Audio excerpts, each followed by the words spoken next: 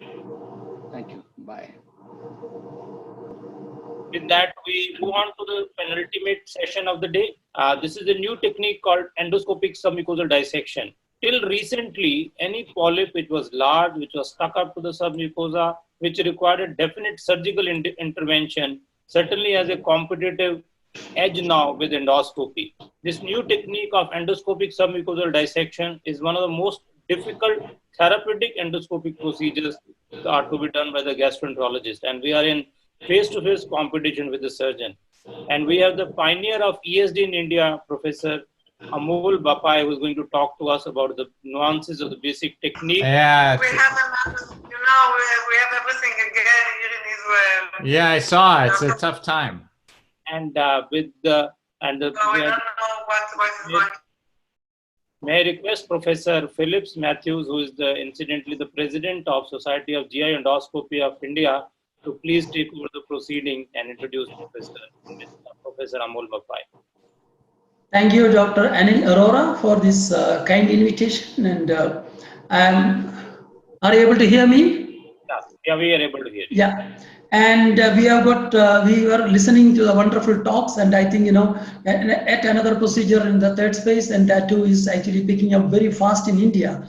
OM has picked up very well, and even this ESD has started late, but it has come up in a big way. And we have a very good speaker on this, that is Dr. Amol Bapaye, who doesn't require any introduction.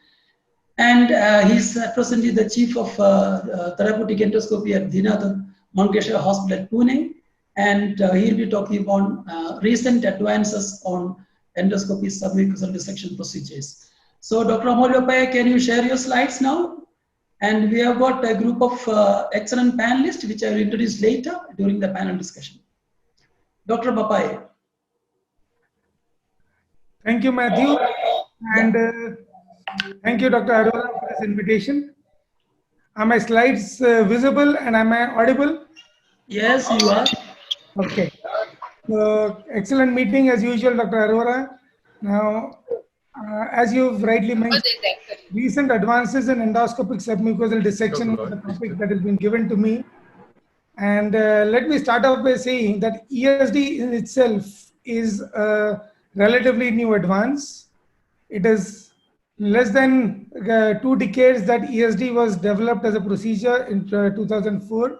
Let us start off with what ESD means. And ESD means it is an en-bloc circumferential resection of pathologic mucosa by peeling it off from the middle or the deep submucosa in order to resect the lesion completely and lift it up from the muscle layer. And what it basically does is it provides us tissue for accurate pathological staging. And ESD can be a diagnostic or a potentially therapeutic procedure, depending on the final pathology report. And before that, it is always only provisionally therapeutic. That is what we need to understand. And the flow of events, we need to screen these patients for early cancer using a variety of image-enhanced endoscopy techniques. Then we perform the procedure, either a mucosal resection or a endoscopic submucosal dissection, EMR or ESD. Nowadays, more and more popularity is, ESD is gaining more and more popularity. Then the specimen is subjected to special histopathology in a special technique where multiple sections are taken. And then the final diagnosis is made, wherein we can decide whether the patient requires only a follow-up or whether it requires additional treatment. So the steps of ESD are, as you can see, that we have to mark the lesion all around circumferentially. Then we inject in the submucosa, we inject several types of solutions that are available. Then we incise the mucosa either on one side or circumferentially, and then we dissect the submucosa in order to lift the lesion up sequentially, and we complete the resection by completely dissecting the submucosa and lifting the lesion up. So that is how it is. This is, here you can see a video which I will just run through, because this is mainly because of the purpose of this talk is not to demonstrate videos, but just for those who may not be so familiar with ESD technique. So that is the submucosa, which is the glistening, and the muscle layer is seen underneath over there. The blue stain is on the mucosa, the submucosa, and the muscle layer looks white. And then we use a multitude of knives and we lift up the lesion completely, and then the dissection can be completed. That is how it looks. In a moment, once the lens is cleaned, you will see a better image. So that is the final defect, the mucosal defect, wherein you can see that the entire lesion has been resected. So, as I mentioned, it's less than 2 decades old, and traditionally it has been considered as one of the most daunting and difficult procedures with a long learning curve, and several challenges have been identified. The first one being a decision of whether the patient should be subjected to EMR or ESD. Then overall, there have been limited opportunities for ER till the last few years, wherein early diagnosis was limited to few centers and lack of availability of image-enhanced endoscopy was there. Then ESD as a procedure does involve precise cutting, dissection, excellent control on instruments, efficient retraction, and maintaining the submucosal cushion, and training has been challenging. We were fortunate to report the first case series of 5 patients in India almost 8 years ago. So the learning objectives of today's presentation, we need to see what has changed in the last decade regarding ESD. And I'm not going to discuss about the early diagnosis improvements because that has been taken care of earlier. I'm going to talk a little bit about the improvement in the decision making. I'm going to talk something about the technical and technological improvements. And I'm also going to talk something about the training opportunities and platforms. So we start off about 5 years ago when the ESG came out with these guidelines for lesions wherein one could perform either an EMR or an ESD. And this is what you can see over here, that ESD was considered as the first option for squamous cancer of the esophagus, for gastric cancers, and colorectal, non-granular or depressed lesions more than 2 centimeters in size. And for the rest of the lesions, particularly Barrett's, for gastric lesions less than 10 millimeters, for the duodenum, and for colorectal, non-granular lesions or non-depressed lesions and less than 2 centimeters in size or granular ones, EMR was considered to be the preferred option. Now, a few things have changed in the last 5-6 years, and more popularity and more people are offering and they're preferring ESD over EMR because finally en-bloc resection of the lesion is the primary endpoint that all of us are wanting to do.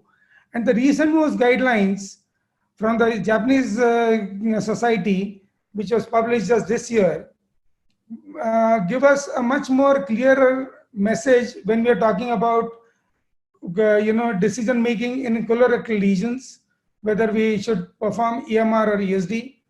So all lesions for which endoscopic en-bloc resection is required, which means that if you feel that the patient has a high grade adenoma wherein en-bloc resection is required, then ESD is the way to go. Unless the lesion is very small, maybe less than 20 millimeters, then probably you could still do an EMR, but make sure that it is an en-bloc EMR and not a piecemeal EMR.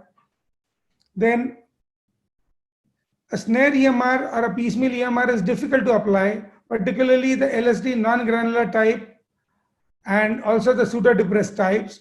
Lesions showing a type 6 pattern, which becomes a very high-grade adenoma, and even cancers with a shallow T1 or a submucosal invasion, large depressed type tumors or even large protruded type tumors, which may harbor cancer in the depths, and this includes the granular variety as well. Mucosal tumors with submucosal fibrosis, either because of previous attempts at biopsy or at previous attempts at EMR. Also, lesions in conditions like ulcerative colitis, wherein there is a significant submucosal fibrosis, and local or residual recurrent cancers after EMR. are all these are the tumors wherein ESD is mandatory, and even others wherein a piecemeal EMR is the way to go. Then probably if one wants to do an en bloc resection, ESD is the way to go. Coming to gastric lesions, it is a little bit easier because gastric lesions, anything beyond 10 millimeters, EMR cannot be performed and an en bloc EMR cannot be achieved. Therefore, and for all en bloc resections for more than 10 millimeters, we need to perform an ESD. What is important to understand in the gastric also is we should not let go and we should not forget about that surgical treatment is also a possibility, not just for gastric, for all others as well. But however, endoscopic resection is absolutely indicated in these types of lesions, which are intramucosal differentiated cancers less than 2 centimeters, and macroscopically it does not matter, but there should not be any ulceration or scarring. However, with the expanded indications now, differentiated cancers even larger than 2 centimeters and ulcerated lesions under 3 centimeters, and even undifferentiated cancers up to 2 centimeters can be resected using an ESD technique. And the indication of ESD versus EMR depends on the histopathological type, the size, the depth of invasion, and whether there is ulceration present or not.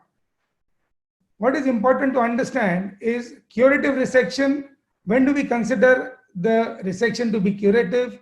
Is when en bloc resection and has been performed for a 2 centimeter or a smaller lesion, and it's a predominantly differentiated type, and ulceration and lymphatic or vascular invasion is negative, and negative surgical margins have been confirmed in the pathological specimen. So as I mentioned, pathology is the final indicator that the resection has been completed or not. For gastric lesions, another important point to remember is PPIs should be prescribed to these patients post ESD or post EMR to reduce the incidence of bleeding, as well as H. pylori eradication is recommended for all positive patients. For esophageal, one can see over here that the curative resection is lower for a focal EMR and also for an extended EMR. And when we perform an ESD, the curative resection is to the tune of 99 to 100%. And therefore, ESD is preferred, although there are problems like stricture, bleeding, or perforations. And stricture formation is a particular problem in the esophagus that needs to be handled very carefully. Coming to the next part of the discussion regarding traction techniques and improvement in the techniques.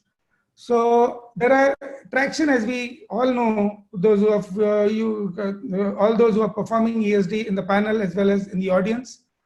So several methods have been described for improving traction during ESD. One of them, Dr. Mahadev mentioned about the tunneling ESD technique, wherein we can perform a tunnel as we perform in a POEM procedure. Also, one of the most traditional methods is the clip and line technique, where a clip along with a string attached or a dental floss attached, I will come to that later, can be used for retraction. There are also special clips available now which can provide retraction, like the SO clip, and the pocket creation method, which actually has revolutionized the way we are performing ESDs in majority of our patients now. So the clip and line technique, which is the most simplest and the most inexpensive method, what we do is we just bring out the scope and we load the clip outside the patient, and this is a dental floss which is tied to the tip of to one of the flanges of the clip, and then the endoscope is introduced into the patient with the string hanging by the side.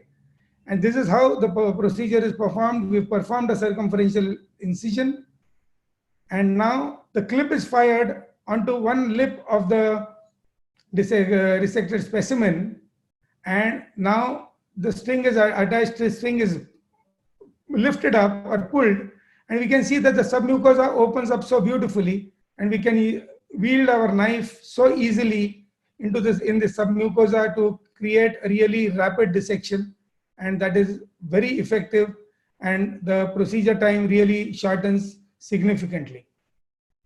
So this is how it is performed.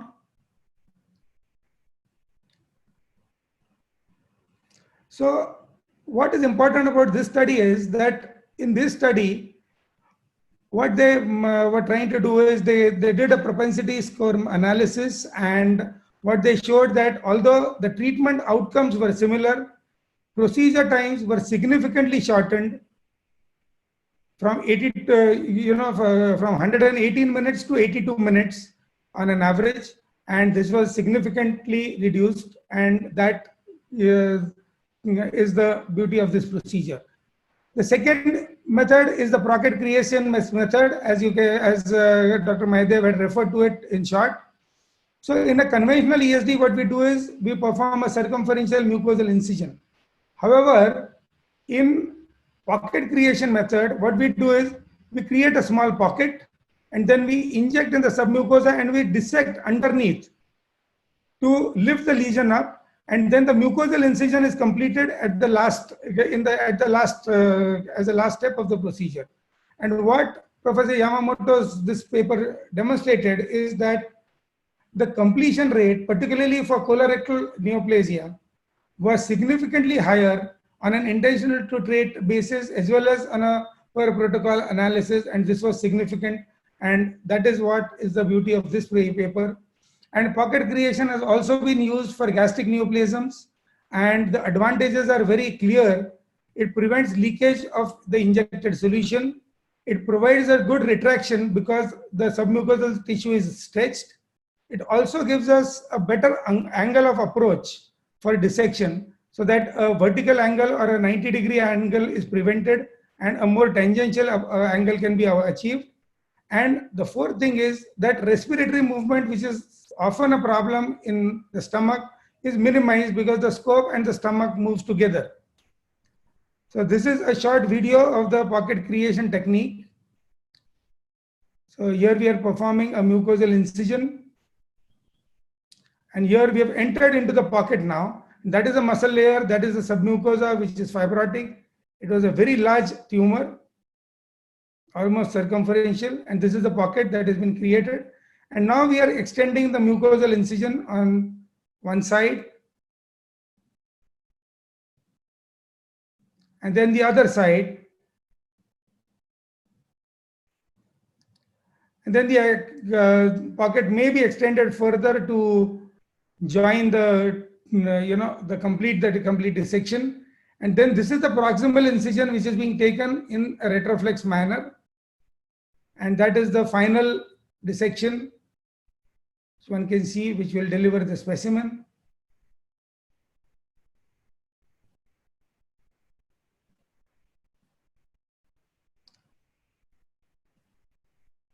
That is a complete defect, and that is the specimen. So let us look at some of the efficacies and the efficacy of some of these traction techniques. So in the esophagus, what it shows is that the dissection speed, the procedure time, as well as the en bloc resection rates are all improved using traction techniques. Not so much the en bloc resection rates as much as the procedure time and the dissection speed. In the colorectum, procedure time, en bloc resection, as well as complete resection, all of them show a significant improvement. That is what it has been shown. And in the stomach, again, the procedure time and en bloc resection rates again show a significant improvement. So that is what is important.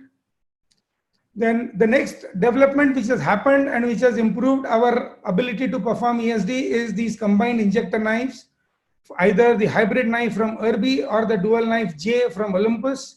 These have the ability to inject and cut, which reduces the number of instrument exchanges and reduces the procedure time and simplifies the procedure significantly. The next thing is these special retraction clips.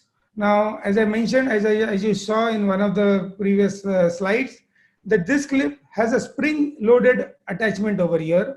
So when we have attached the clip to the ESD specimen and then fix the spring to the opposite wall, dynamic retraction is possible. So with the dynamic retraction, the specimen just gets lifted up as the dissection progresses, and this makes things very easy. and we have some experience using these clips now. It really hastens up the procedure significantly.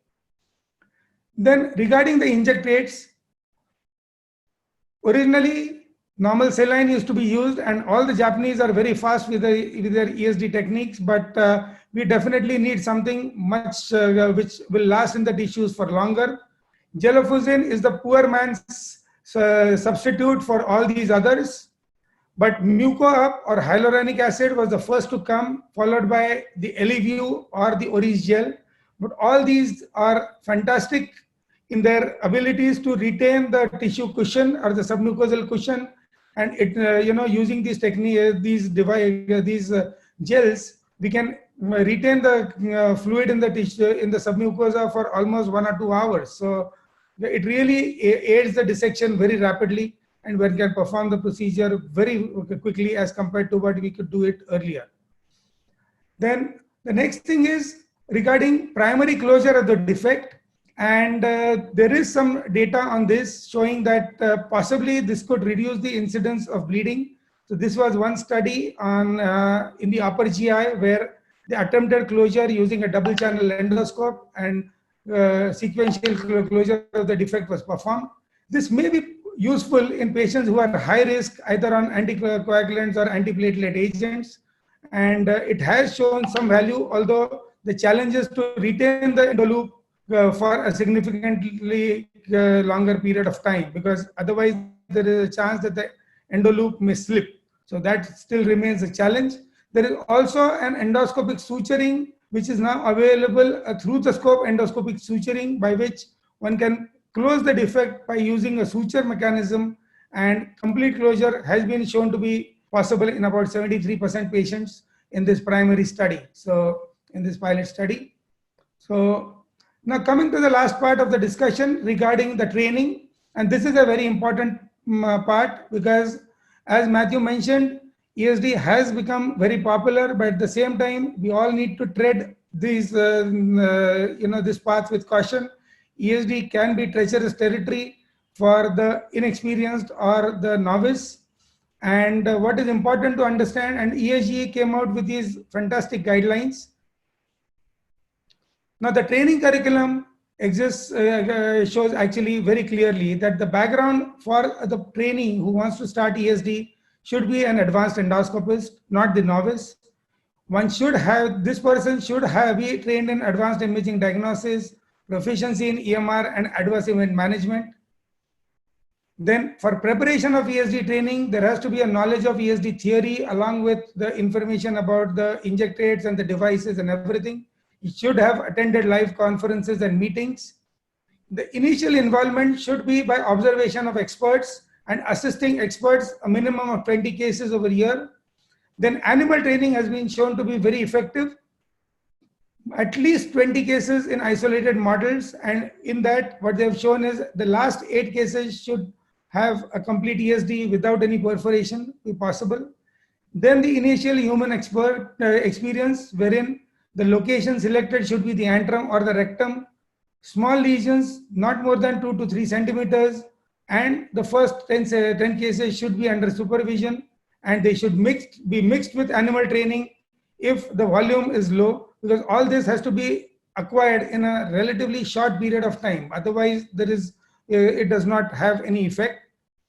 After that, the expert can certify this the competence, and after that, routine experience. And for that as well, a minimum of 25 cases per year is recommended to maintain credentialing for ESD and to start ESD. And after that, the person can start ESD in the esophagus and in the colon.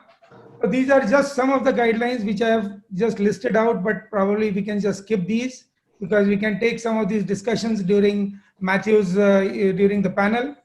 So to summarize, Amol, I am getting okay, good. So to summarize, ESD has come a long way since it was started in 2004, and it has proven to be superior to other endoscopic resections, especially EMR for en-bloc resection of early gastric cancer, early GI cancers. The challenges in technique, long learning curve, prolonged procedure time, and training issues are currently the drawbacks in learning ESD. the last decade has seen several developments to improve and innovate these techniques to circumvent these challenges.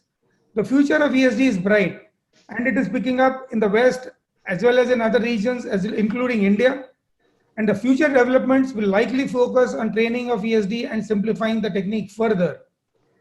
With that, I would like to invite you. This is just a preliminary announcement, but just make sure you block your dates. Hopefully, we will be able to have a real conference, but in case the COVID situation is still not completely under control, we will have a virtual conference as we did this year. Thank you very much. Thank you for a patient hearing.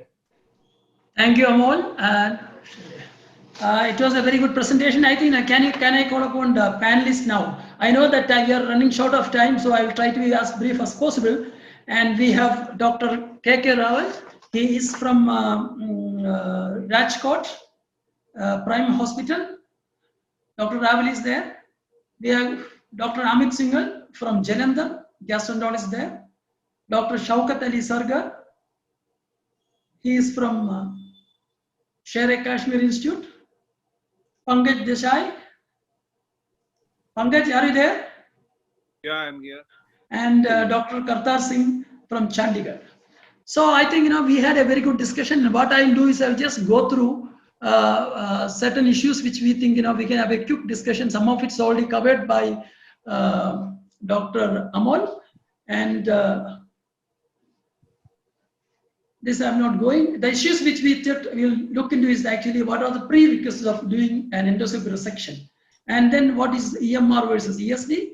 Right colon flat polyps, is there any difficulties? Duodenal lesions, is the approach different? And if time permits, we'll have training in ESD. So what I have done is I have just grouped this panel into two. Group A is Dr. Rawal and Dr. Amit and Amit Singhal, Kartar Singh. And group B is Shaukat Ali Sargar and Pankaj Desai. And we'll come to the issue first one. What are the prerequisites of endoscopic resection? In other words, image enhanced endoscopy, EUS before ESD. Is there any role? Can I ask Dr. Rawal? Yes, thank you, Dr. Anil and Matthew. And very nice talk by Amol. You have to be very brief. Yes. See, we have to first judge what modality of the treatment will be required for ESD. I mean, whether this lesion is having a depth of the invasion, whether this lesion is suitable for endoscopic submucosal dissection or not. For that, we require image enhanced endoscopy. So this can be done electronically, like we can use NBI or FICE or iScan or BLI, or we can use dye-based chromoendoscopy. So this is important to delineate the lesion, the marking of the lesions, because you have to know the extent of the lesion and depth of the lesion. So that's why we require image enhanced endoscopy. Normal white light will not be able to tell us these things. Now, why do you require image enhanced? Please briefly tell us, why do you want that? We want, because we have to see whether what will be the depth of the lesion, because there are some classification based on this imaging, like NICE classification or Genet classification or pit pattern classification by Kudo. If there is deep invasion, then this lesion may not be able to be treated by endoscopically. This may require surgery or some other therapy, neoadjuvant therapy, before you take up the lesions. So that's why, to know the depth of the lesion and extent of the lesion, we require image enhanced endoscopy. Of course, agreed. You also require the line of demarcation properly. For that also you can help it. So you can have chromoendoscopy. You have got electronic endoscopy. You can have dye used, or even now you can have even a virtual histology. I mean, you can have a histology just by looking at the markers, that is endocytoscopy. And as you have told, that is by looking at the vascular pattern and as well as the mucosal pattern, you can tell the extent of invasion. That is very important. So what about ESD? Dr. Amit is there? Yes, sir. So what in which conditions you do a ESD? I mean, sorry, EUS before resection. Is it really necessary? Is it really necessary? No, if you have like Dr. Rawal has rightly said, if we are doing a good image enhanced endoscopy, doing EUS in all the cases is not a must. But if the patient own image enhanced endoscopy is showing that the patient, it could be advanced lesion, and then there is a deeper involvement of more than 1/3 involvement of submucosa, then you may consider to do a EUS in patients to look for any lymphatic involvement or so. So I would say that role of EUS in before ESD is very limited in very selected subgroup. Okay, thank you. I think we will go to the next issue, that is how to choose a case for EMR versus ESD. It's already partly covered. And can I ask Dr. Pankaj Desai? We have Dr. Pankaj Desai is there. Yes, sir. And Saukat Ali Sarga. So Pankaj, can you just briefly tell me, suppose you see a lesion like this, what will be your approach? Yeah. I think as Dr. Raval has already told, that we will just put narrowband imaging on this or chromoendoscopy, and then we will see the pit pattern and the classification. And if it is not a high-grade dysplasia, then my preference, because this is a very large lesion, it is granular, but we have a very big component, which is a proliferative component to this. My take would be to do a ESD for this lesion, because it might be harboring a lot of cancer somewhere. Plus, the more the larger the lesion, we always have a good amount of fibrosis. Yeah, agreed. It is ESD. There is no doubt regarding that. Right. Suppose you see a lesion like this, what will be your approach? I think I'm not seeing it. It's a flat lesion. I think I just saw a glimpse of it. I could not see it properly. Okay, Dr. Shaukat is there? I'm not seeing him. Okay, so Shaukat? So Dr. Shaukat is No, not. anyway, this is actually a polypodal lesion, which actually you can see in 2008, and that time we were doing actually a EMR, and it is actually it can also do well. Suppose you see a lesion like this. Yeah. What will be your take? I am sure you will go. Amol, any opinion on that? Because our panel, most of the people are interested in ESD. I think EMR is. Yes. Yeah. Amol, any comment on this? Yeah, Matthew. I would look to see how this lesion lifts. It is pretty large, and also I would want to see in the center of the lesion, because I just momentarily I saw a few depressed areas. So I would prefer to do an ESD in this. But yes, it has. It has depressed areas. So naturally, this is ESD. There is no doubt regarding that. So we will go for the issue number 3. So we have Raval, we have Amit, and Dr. Kartar Singh. So this is, people say that right colonic flat polyps, especially the cecal one, are difficult to handle. So what is your take? We'll start with Dr. Amit. So definitely right colonic lesions are considered to be the most difficult among the difficult lesions to handle, because there is a poor scope maneuverability in the right colon. The scope length, which is inside the colon, and it's already bent at various places. So you can't maneuver your scope that well, and hence there could be a difficulty in doing. There is a technical aspect. And other than that, of course, I agree that. The colonic wall tends to be more thinner towards the right side of the colon, so there are more chances of complications, including perforation. So one has to be very careful about it. So but still people are doing it, but it has to be done in a very expert hand. Those who have got a good experience of doing ESD lower down. Thank you. So what about Pankaj? Right colonic. Any quick comment on that? Yeah, right colonic lesions. I think if you see a pit pattern which is not high-grade dysplasia, EMR is a good option. But ESD, if it is involving the appendicular orifices and area, I think ESD would be a better option. The most important thing would be I would try to close these defects in the right colon. That is important. I agree. The two common complications with the right colonic polyp, especially cecal, are one is the perforation, second is actually the coagulation syndrome. And most common site for perforation in the colon is actually a sigmoid colon, because it is actually redundant and all. But second is, of course, it is cecal. And so now people are trying to do EMR, especially underwater EMR. So I would like to get an opinion from Dr. Amol. What is your opinion regarding that? After that, the panelist could comment. This is a lesion in the right colon, flat polyp near the ileocecal valve. Amol? Unmute, yeah. Yeah, sorry. Yeah. So this lesion, you mean to say, should we do an EMR or ESD? Or Yeah, yeah. well, I would prefer to do an ESD in this because although ESD, I do agree with Pankaj that ESD in the right colon is more tricky. And if there is no abnormal pit pattern, then an EMR is always a good option to go back. No, Amol, you are an expert. You have got a hammer, so you want to tap on all the nails. But you know what I'm telling is that in a patient on the right colon, a polyp like this, would you entertain EMR at all, or straight away ESD?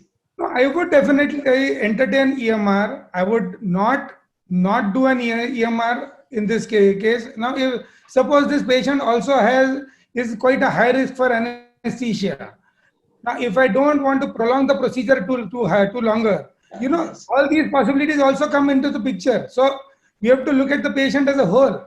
Now, Agreed. if I have to do it, and only because if I do an ESD in this case, I will need probably 1.5 2 hours. Yes, exactly. I think If I do it quickly, then probably I have to do an EMR. If the patient is 85, 90-year-old, And see, the advantage shown is that actually this is actually a picture taken from Birmola study. What they have done is they underwater, what they have done without even injection. You can see that when you do an EUS there, you can see the muscle layer remains same. Only the mucosa actually hangs into the water, and there is actually an evidence of magnification do happen in the water medium. And so actually the lesions, you are unlikely to cut the muscles. So it's actually a good technique. So underwater EMR is an evolving technique, and the complications are practically nil. And they said the perforation was nil on that, but delayed bleeding do occur. So it also enhances the optical imaging. So in coming to issue number 4, and that is actually not a very common thing, but nowadays we come across that, and dual flat polyps. How do you approach? This is to Serger and Pankaj Desai. This is a dual polyp. It's the infraambulary level. You can see that. And I will show you the video. Pankaj and Amol, few comments on this. Yeah. This polyps, I think, in duodenum, though there is a high risk of converting these polyps into malignancies, around 5%, which has been described. But ESD would be a preferred method, but very high chances of perforation and delayed bleeding. So in duodenum, I would see if it is in the descending duodenum, then it is always, we would try to remove it en bloc and then close. That is very important. EMR is an option. That is a very strong comment. You know, in the other areas, the closure of ESD is not very important. Yes. Here, the mucosal defect has to be closed. Why? Definitely, because of the pancreatic juice and the bile juices, they will erode and they will cause, there is a very high risk of delayed perforation and delayed bleeding in duodenum, which is much more than in other areas. And plus the wall of the duodenum is very thin, muscle is very thin. And therefore, I think it is mandatory to close the defects as far as possible in duodenum. I agree. Amol, any comment? Fully agree with Pankaj that closure of defects in the duodenum is mandatory. The descending duodenum is a retroperitoneal structure. So even if there is a perforation, peritoneal signs come in very late, and it becomes very difficult to manage these patients once there is a perforation over there. So primary closure, and unless one is not confident of doing the primary closure, I don't think these patients should be subjected to any kind of resection. I agree on that. I think closure on this area is very, very important because of the reasons what he has told, and also you have to keep Nilorally for these patients for a little long time. Yeah, so I people think have gone to the extent of doing in the ERCP and putting nasobiliary and nasopancreatic drains for a few days to avoid contamination when you are doing in descending duodenum. What you can do is you can Riles tube, but you put the patient on, close it properly. That is the most important thing. So coming to last session, only one sentence answer from each one of you. Can I ask Amit? Suppose you want to start, or you want to tell your younger colleague to start ESD procedure. Which site of the body organ? Upper GI, lower GI, stomach, esophagus, or rectum, or right colon? Which is the site? Rectum will be the safest, I would think. What about Amol? You are training a lot of people, Amol. Rectum or antrum, in India, we don't get many antral regions. So So I think rectum is good. Rectum advantage is that because if it is below that in the lower portion, the chance of perforation is less, Almost but nil. blood bleeding can occur. And another thing is Dr. Kartar Singh is here. No. Huh? So suppose you want to motivate a younger colleague from your department for taking up ESD training. So how do you select that candidate? No, what are the qualities he requires to become a third space surgeon or a person who is going to do ESD? This is going to be our last question. So I think I ask Amol. well, it's there are two aspects to this. One is the technical skills, as I see it in my junior colleague, and the second thing is the temperament and the commitment. And both these things, mind you, are important. So a person may be technically very sound and very